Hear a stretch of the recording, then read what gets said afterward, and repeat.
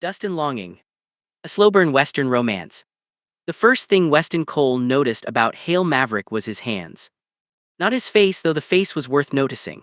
Not the way he stood with his back to the sun like he owned it, one boot propped on the fence rail, hat pulled low. Not even the voice, that low, unhurried rumble that carried across the yard like distant thunder. It was the hands, calloused, steady. The kind of hands that had done real work for a real long time and had nothing left to prove to anybody. Weston sat on his horse at the entrance to the broken spur and watched this man, this trail boss he'd heard about from 3 different outfits across 2 states, repair a section of fence post with the same focused calm that other men reserved for prayer. And something in Weston's chest did a thing he didn't have a name for yet. He cleared his throat. "I'm looking for Hale Maverick." The man didn't look up. "You found him. I heard you were hearing." "I was 2 weeks ago." Hale drove the post another inch deeper with one clean strike of the mallet. "Who told you to come?" "Ronnie Delacroix over at the Cutter outfit said you run the best trail crew in the territory." That made Hale look up. His eyes were the color of creek water in autumn, brown and gold and something green underneath depending on the light. He studied Weston the way a man studies weather on the horizon, not with hostility, just with patience, like he had all the time in the world to decide whether this was going to be a clear day or a storm. "Ronnie Delacroix," Hale repeated. "That man owes me a horse and a $5 bet. What's your name?" "Weston Cole." "How old are you, Weston Cole?" 22. "You lie well." Weston blinked. "Sir.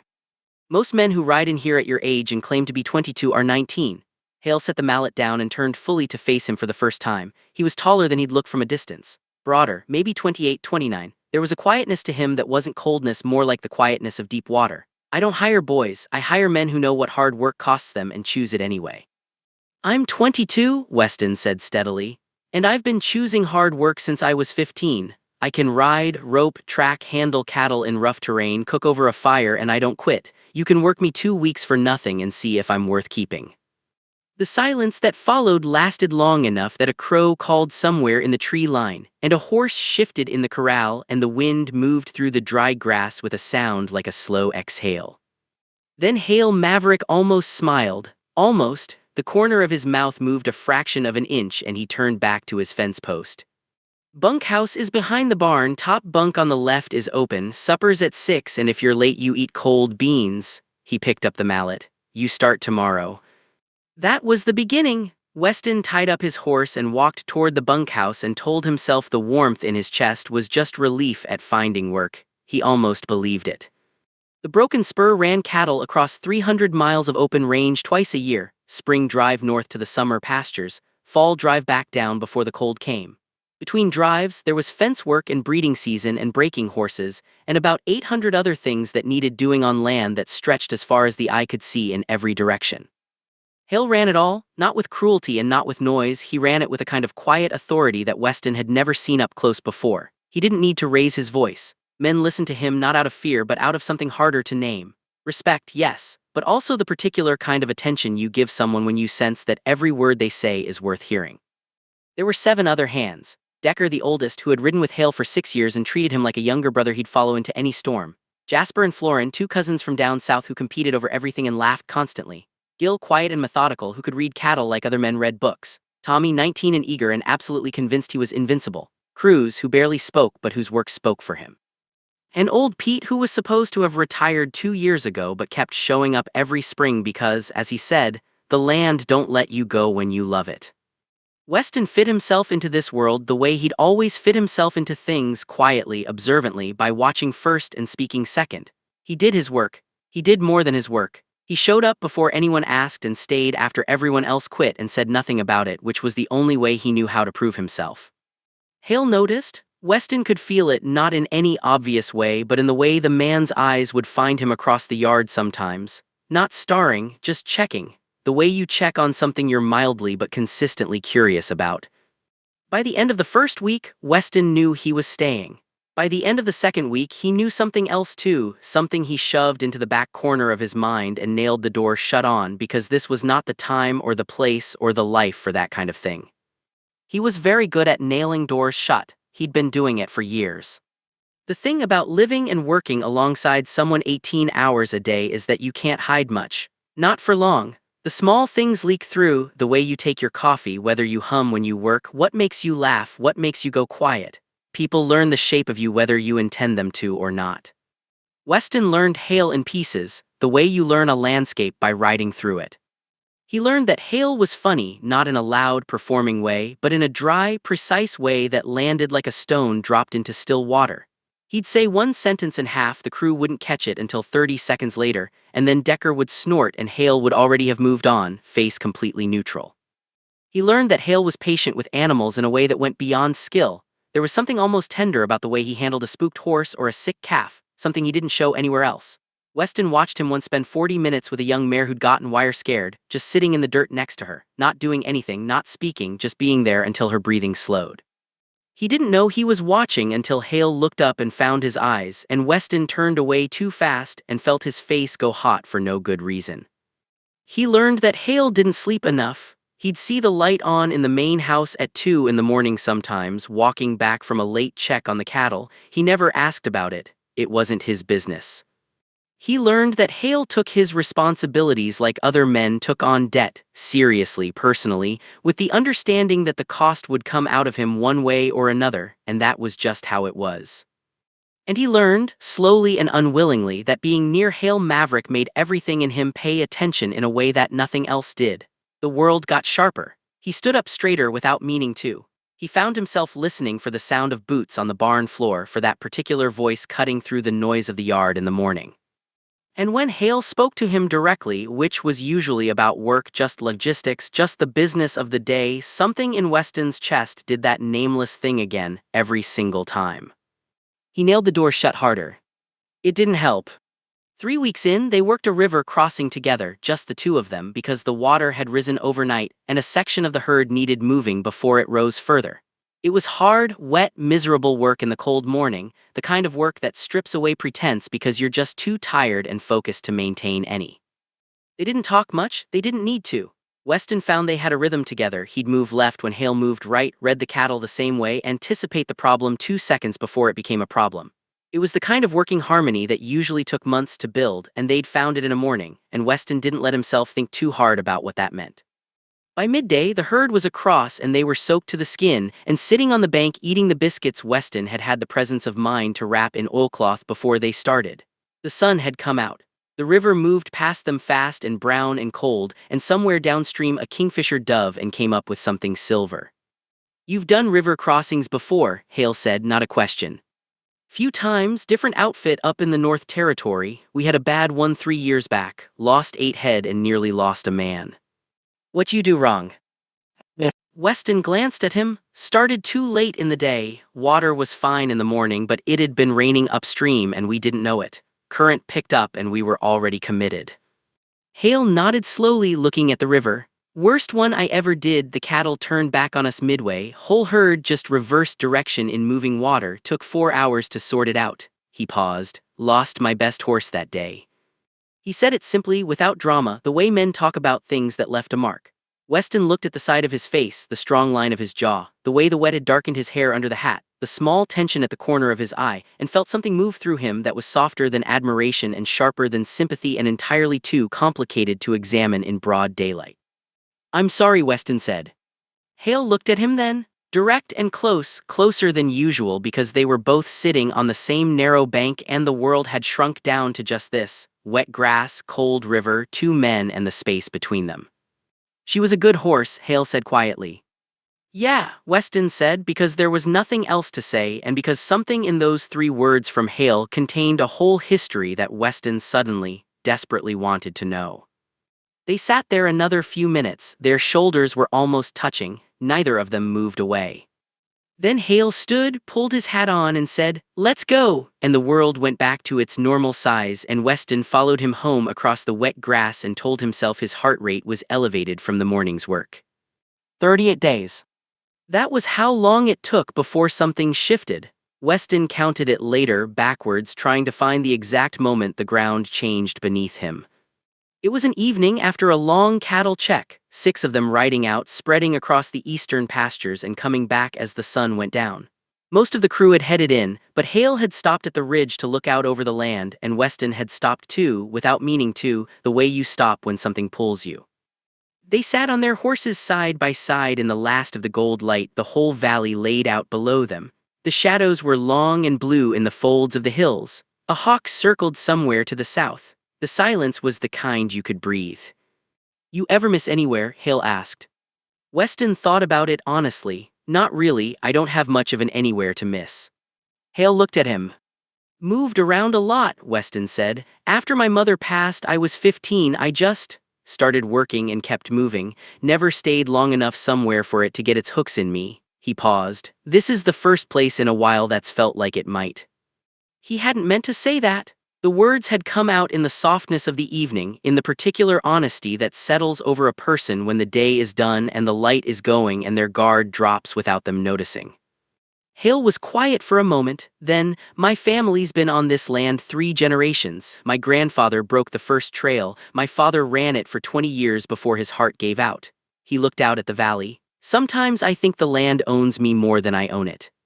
"Is that a bad thing?" Another pause, the hawk circled lower. "No," Hale said finally, "but it's a lonely one sometimes." The words landed in the space between them with a weight that surprised Weston.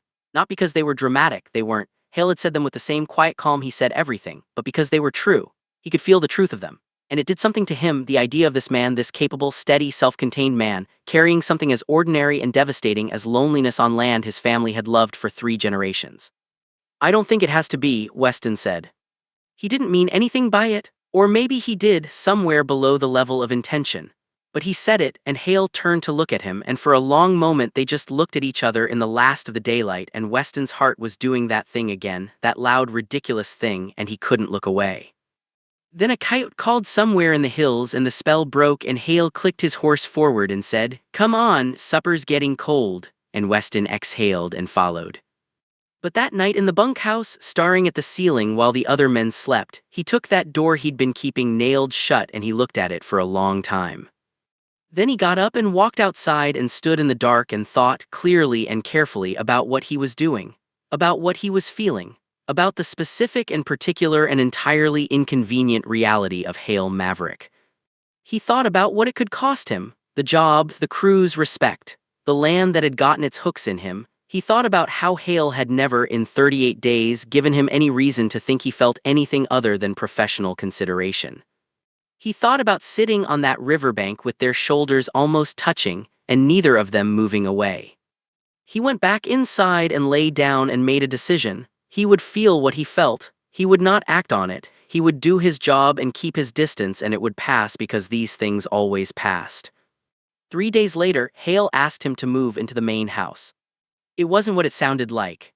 The main house had a problem. The bunkhouse was overcrowded after 2 new seasonal hands had come on, and Hale had a spare room off the kitchen that he'd used for storage that could be cleared out. He asked Weston because Weston was the quietest and the least likely to disturb the household routines. It was pure logistics. Weston knew this. He knew it completely. He also knew that accepting meant living under the same roof as Hale Maverick, hearing him move around in the mornings before sunrise, sharing coffee at the same kitchen table. He said yes. He was not a man who made good decisions when it came to this particular door. The room was small but real, a real bed, a window that faced east, a hook on the wall for his coat. He was set up in 20 minutes, and then he went to supper and sat across from Hale at the kitchen table for the first time, just the 2 of them, with the evening coming down outside the windows. "You cook?" Hale asked, setting down a plate of something that smelled like a crime against flavor. Weston looked at the plate. "Better than this." Hale looked at him, then that corner of the mouth thing happened. "Kitchen's yours on Tuesdays and Thursdays," he said. So Weston cooked, and it turned out Hale ate the way he did everything else, with quiet, focused attention, like it deserved the same consideration as a fence line or a river crossing. The first time Weston put something good in front of him and watched him eat it, he felt an absurd and disproportionate amount of satisfaction that he told himself was just professional pride. They fell into a routine that felt both natural and dangerous. Early mornings side by side at the small table with coffee, mostly quiet, sometimes talking about the day's work. Evenings after dinner sitting on the back porch if the weather allowed, Hale sometimes reading, Weston sometimes writing letters he never sent to nobody in particular, both of them comfortable in the silence in a way that felt like something, like trust. Like the particular intimacy of people who have stopped performing for each other. The crew noticed, of course they did. Men who live and work close together notice everything. There were no comments. Hale ran a respectful outfit and nobody was going to say anything untoward, but Weston caught Decker watching them sometimes with an expression he couldn't quite read. Not hostile. Knowing, maybe, careful. Tommy, bless his 19-year-old obliviousness, simply said one morning, "You two are like an old married couple, you know that?" And laughed at his own joke and went back to his eggs while Weston stared at his coffee cup and said nothing and told himself his ears were not warm. Hale hadn't responded at all. Weston didn't know what to make of that. 6 weeks in, a man named Riker Strand came through. He was passing through on his way to a job further north, knew Hale from somewhere in the past. Weston never got the full story and stayed 2 nights. He was everything Weston was not: loud, easy, broad-shouldered, comfortable in his own skin in the effortless way of a man who'd never had reason to question his welcome anywhere. He laughed easily and told stories well, and the whole crew warmed to him in an evening. He also talked to Hale the way people talk to someone they know well and miss, and are glad to see. Weston watched this from across the supper table and discovered something unpleasant about himself. He was jealous. Not vaguely, not abstractly, actually specifically. Sharply jealous, the kind that sits in your sternum like a coal and makes the backs of your hands feel strange. He watched Riker make Hale laugh, a real laugh, fuller than Weston had heard before, and felt the coal get hotter, and he was deeply, thoroughly ashamed of himself. He excused himself early and went and sat on the dark porch alone and gave himself a very stern talking to. "This is not yours to feel, he is not yours, you have no claim and no right and no business sitting here burning over some man's laugh. Get yourself together, Weston Cole." It helped, somewhat. He went to bed and slept badly and was up before everyone the next morning and threw himself into fence work until the physical exhaustion crowded out the other thing. That afternoon he was in the barn when Hale found him. Just checking on things, probably that was what Hale did. He moved through the property at intervals like a man taking inventory of something he couldn't afford to lose. But he stopped when he saw Weston and leaned against the stall door and said, "You were quiet last night." "Tired," Weston said. He didn't look up from what he was doing. Riker can be a lot to take in. "He seems fine." A pause. Weston felt Hale looking at him and kept his eyes on the work. "He is fine," Hale said carefully. "Old friend, good man, he'll be gone tomorrow." There was something deliberate in that last sentence. Weston finally looked up. Hale was watching him with that Creekwater gaze, and there was something in it that Weston didn't know how to read, something attentive and careful and maybe just the faintest bit soft around the edges. And Weston's brain immediately told him he was seeing things that weren't there because he wanted them to be. "All right," Weston said neutrally. "All right," Hale repeated and pushed off the stall door and left. Weston sat down in the hay and put his face in his hands and breathed. Riker left the next morning as promised. He shook hands with the crew, clapped Hale on the shoulder, and then he looked at Weston for just a moment with an expression that was uncomfortably perceptive for a man he'd known 48 hours. "You're good for this place," Riker said, just that, then he was on his horse and gone. Weston spent the rest of that day trying to figure out what that meant, and concluded that he was reading meaning into things that had none and he needed to stop. He could not stop.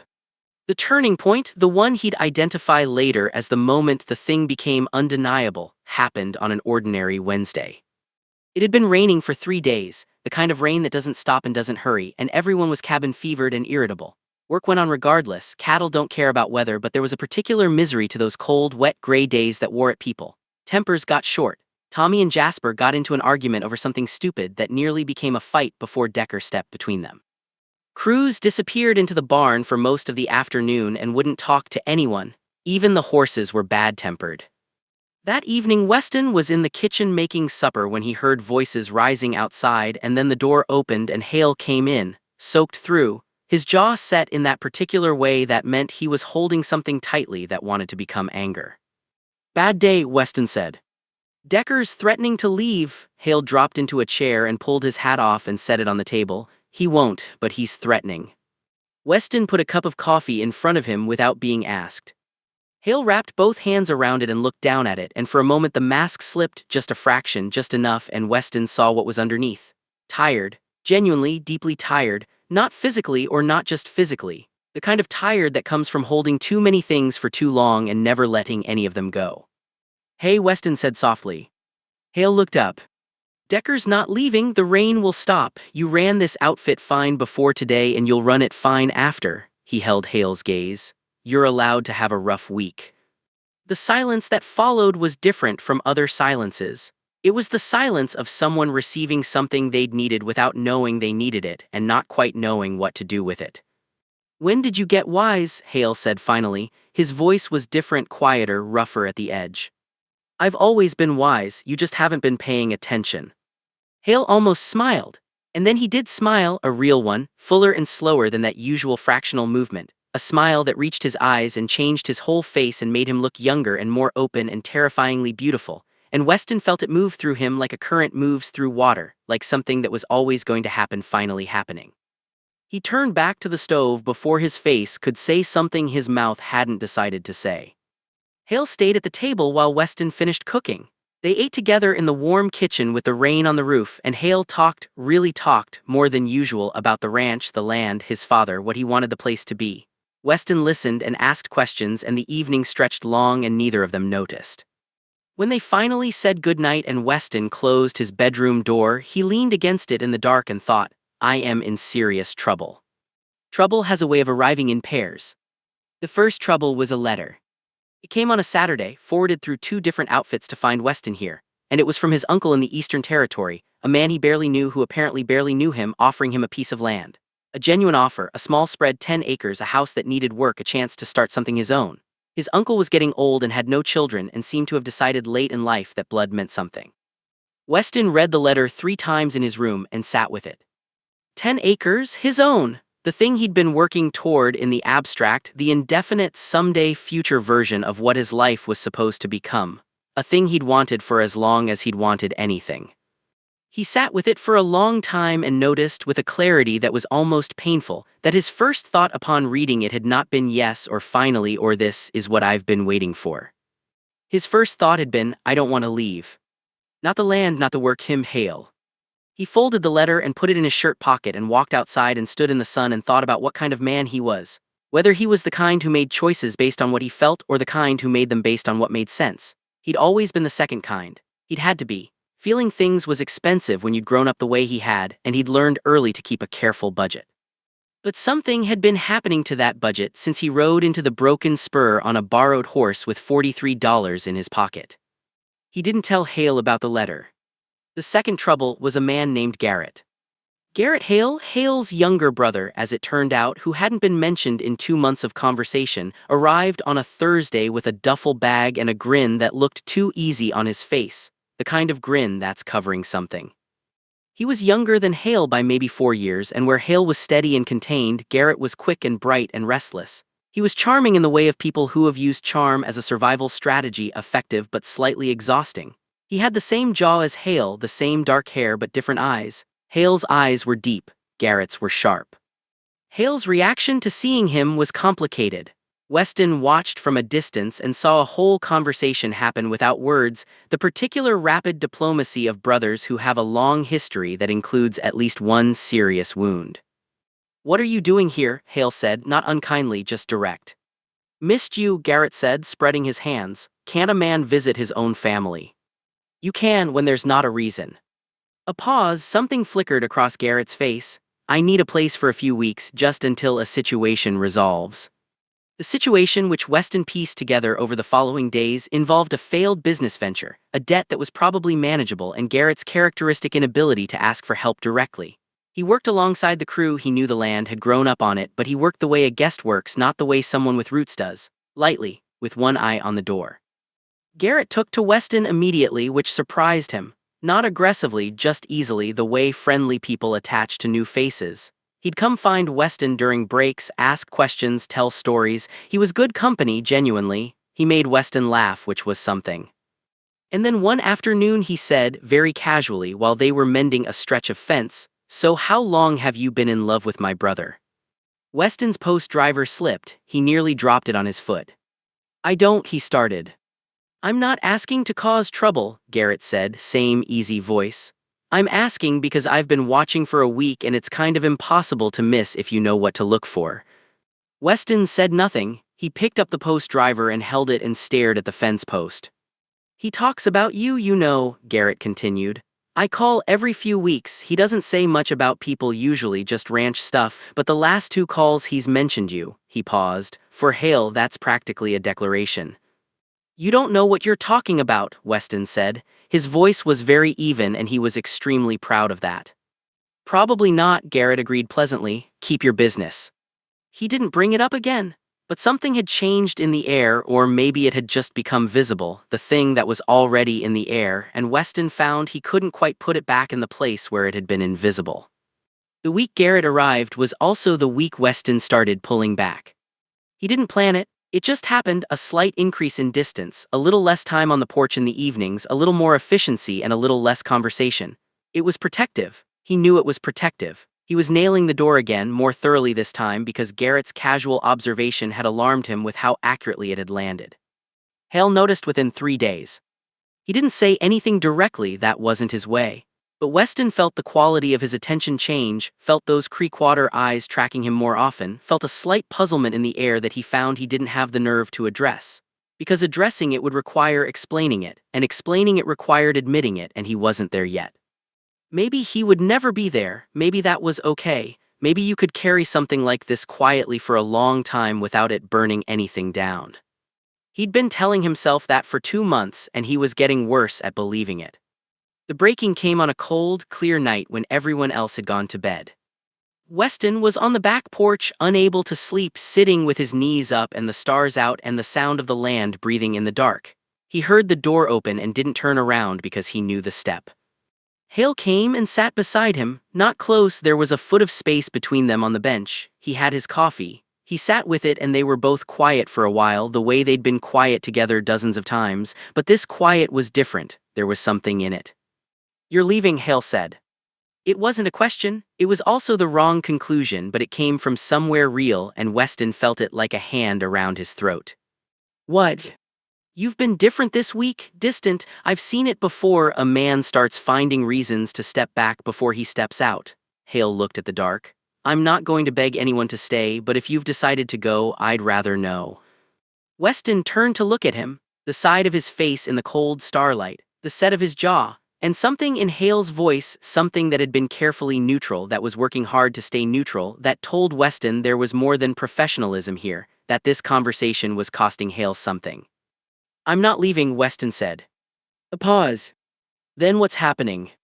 Weston looked at the dark valley. He thought about the letter in his shirt pocket. He thought about 10 acres and a house that needed work and a life that would be entirely his and entirely safe because entirely alone. He thought about Garrett's easy voice saying, "How long have you been in love with my brother?" like it was a simple fact, like it was information Weston already had. "I got an offer," he said. "Letter came, my uncle's got some land he wants to give me, 10 acres, Eastern Territory, my own place." The silence that followed had a specific quality. "That's good news," Hale said carefully. "Yeah. You thinking about taking it?" "I don't know." Another silence, the stars were very sharp, an owl called somewhere. "Why don't you know?" Hale asked. Weston felt the question settle into him and find every true answer he had and line them up. He pressed his mouth shut and thought about what he was willing to say and what he wasn't. "Because," he said finally, "this place has gotten its hooks in me." He hadn't meant it as a reference, or he wasn't sure, but he felt Hale recognize the words. He'd said something like them weeks ago on the ridge, "The land owns me more than I own it," and felt the air change. "The land," Hale said, just those 2 words, neutral, waiting. Weston turned and looked at him. And Hale was already looking at him, and the space between them on the bench felt suddenly very charged, like the air before lightning, and Weston thought, if you don't say it now, you are never going to say it. "Not just the land," he said. The world did not end, Hale did not move, but something in his face, in those careful, contained eyes, went very still, the way things go still right before they move. "Weston." "I know," Weston said. His voice was steady, he was proud of it. "I know, and I'm not asking for anything, and if you need me gone, I'll go, but I'm not leaving because I've been running from being honest. I'm tired of that. I've been running from honest my whole life and I'm tired." He stopped, his heart was ridiculous and loud. The owl called again. Hale set his coffee cup down on the bench between them very carefully. "How long?" he asked, his voice was different, lower. "Since the river crossing," Weston said. "A breath, that was 5 weeks ago." "Yeah. And you've been Nailing doors shut, yeah, I'm aware. A very long moment. And then Hale made a sound that was almost a laugh, short and rough and helpless, and dropped his head for a second, and when he looked back up, something had opened in his face that Weston had never seen before. Something that had been kept very carefully closed.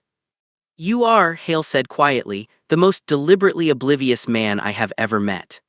Weston stared at him. What? Hale stopped, started again, slower. I moved you into this house, Weston. I have eaten your cooking every Tuesday and Thursday for 6 weeks and not once found something wrong with it, which should tell you something about my level of objectivity. Decker asked me 3 weeks ago if I was going to do something about it, and I told him to mind his business, which he correctly interpreted as me saying yes I was, but I didn't know how. Weston was very still. The night Riker came, Hale continued, and then stopped, and something moved across his face that looked, just briefly, like jealousy. I went and found you in the barn the next morning because I needed to. I didn't have a reason, I just needed to see that you were still here. The space between them on the bench had not changed, 1 foot of cold air and old wood. And yet Weston felt the distance between them as almost unbearable, some part of him straining toward something like a plant strains toward light, helpless and instinctive. Why didn't you say anything? He managed. Because you're my hand, Hale said. Because I'm the trail boss of this outfit and that means something, because I wasn't sure and I didn't want to make this something you felt you couldn't come back from. He looked at Weston directly. Because I have never done this before and I don't entirely know how. The honesty of it was devastating. Weston looked at this man, this quiet, competent, lonely man who had spent decades carrying everything for everyone else, and felt something open in his own chest that he hadn't known was closed. Neither have I, Weston said softly. What happened next was not dramatic. No sudden movement, no breathless declaration, no Hollywood moment of bodies colliding. That was not who either of them was. What happened was Hale reached over and placed his hand over Weston's where it rested on his knee. Just that, warm and solid and deliberate. And Weston looked down at it, those hands he'd noticed first, calloused and steady, and turned his own hand over so their palms were together. They sat like that for a long time with the stars above the valley and the land breathing in the dark and the owl somewhere in the tree line, and neither of them said anything because nothing needed saying yet. Just this, just the fact of it, the relief of it. Eventually Hale said very quietly, your uncle's land. Yeah. You should take it. Weston looked at him sharply. Not, Hale's hand tightened slightly on his, not because I want you gone, the opposite, he exhaled slowly, but a man should have something of his own. Something with his name on it, something he built. He looked at Weston. This ranch is mine, everything here has my family's name on it, you should have something with yours. That's a very long-term way of thinking about this, Weston said carefully. I'm a long-term kind of man. The warmth that moved through Weston at that was slow and huge and terrifying in the best way. He looked at Hale, at the serious, open, quiet face of him and thought about long-term. About what long-term could mean. About 10 acres 2 states east and 300 miles of range and a man who had never done this before and neither had he and maybe that was all right. I'm not going anywhere tonight, Weston said. No, Hale agreed, no you're not. They stayed on the porch until the cold drove them in.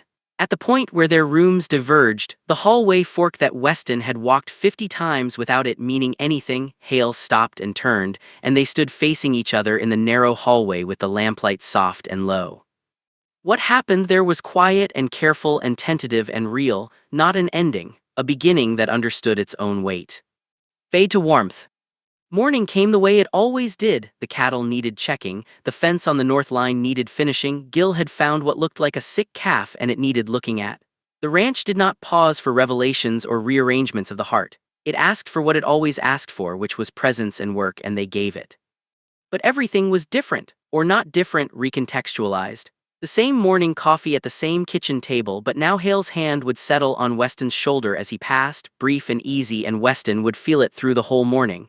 The same silence on the porch in the evenings, but a different kind of silence, fuller, inhabited. Garrett noticed immediately, of course. He said nothing, but he gave Weston a look across the breakfast table that was so perfectly, privately satisfied that Weston had to look down at his eggs to keep from smiling. Decker noticed and said, about damn time, to nobody in particular, and then went back to his biscuit. Tommy, still gloriously oblivious, said nothing. Weston cherished him for it. The conversation with Garrett happened the afternoon before he left, his situation resolved, his debt apparently manageable, the particular restlessness in him that had driven him here temporarily quieted. He found Weston at the corral and leaned on the fence beside him, and they watched the horses for a while. "Good man, my brother," Garrett said. "Yeah," Weston said, "he is. He's been alone a long time. He doesn't let people in easily. When he does," Garrett paused, watching the horses, "just don't disappear on him, that's all I'm asking." Weston looked at the side of Garrett's face. The easy grin was gone. This was the real thing underneath, a younger brother who loved his family with a roughness and an awkwardness that had maybe cost them distance over the years but was real nonetheless. "I'm not going anywhere," Weston said. Garrett nodded, then the grin came back lighter this time. "You know I called it right, week one. You called it after a week of observation, which means you were wrong about all the time before you got here." "Technicality. Absolutely not." Garrett laughed, easy and genuine, the way Hale's laugh had been that night with Riker, and Weston found it didn't sting anymore, just sounded like family. The last hard conversation was about the letter. Weston brought it to Hale formally, sat down at the kitchen table one evening and put it between them and let him read it. Watched Hale's eyes move across the page, watched his expression. "It's a real offer," Hale said. "Yeah. 10 acres is a start. With work, it could be something real in 5 years." "I know." Hale set the letter down. He looked at Weston. "What do you want to do?" "I want to stay here," Weston said, "for the season, for the fall drive, and then," he paused, "I think I should go look at it, see if it's real, see what it would take, and then decide." "That's reasonable." "I'm not deciding anything yet, I'm just," Weston searched for the words. "I've never had anything of my own, not a single thing, and I think that matters. I think you were right that it matters, but I also," he looked at the table, "I also know what I have here, what's here, and I'm not making any decision that doesn't account for that." The silence was warm. "Come back after you look at it," Hale said, "we'll talk." "Yes. I've got 300 miles of range and more work than I can do with 7 hands." He held Weston's gaze steadily. "And I've gotten used to Tuesday and Thursday suppers." Weston felt his chest do that thing, that nameless, foundational, increasingly familiar thing. "Okay," he said. "Okay," Hale said. Epilogue: What the Land Keeps. Fall drive came the way it always came, with cold mornings and the particular electricity of a herd moving south, 300 miles of open country between here and the winter pastures, 8 men and the sky and the land.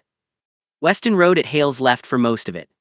Not always. The work scattered them, put them where the work needed them, pulled them apart and brought them back together again the way any long drive does. But in the mornings, starting out, and in the evenings, stopping, there was a particular ease in the configuration of them side by side. Comfortable, natural, like two things that had found the specific place they fitted.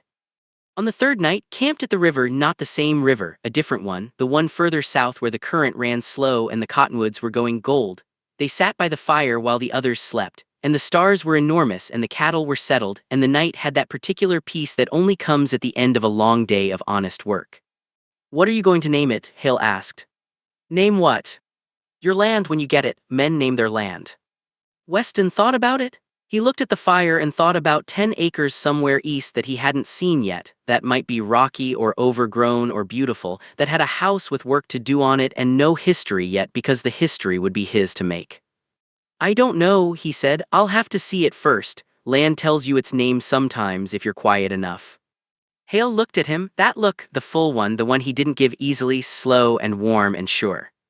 "You're going to be all right, Weston Cole," he said. "Yeah," Weston said. He looked back at the fire. "Yeah, I think I am." The fire burned down slow. The river moved in the dark. The horses stood quiet in the cottonwoods, and the cattle breathed and shifted, and the stars did what stars do, held still above everything, keeping their long, patient watch over the land and the men who loved it. Somewhere in the distance, a coyote called, a long, lonesome, beautiful sound. Neither of them moved, neither of them needed to. They were exactly where they were supposed to be.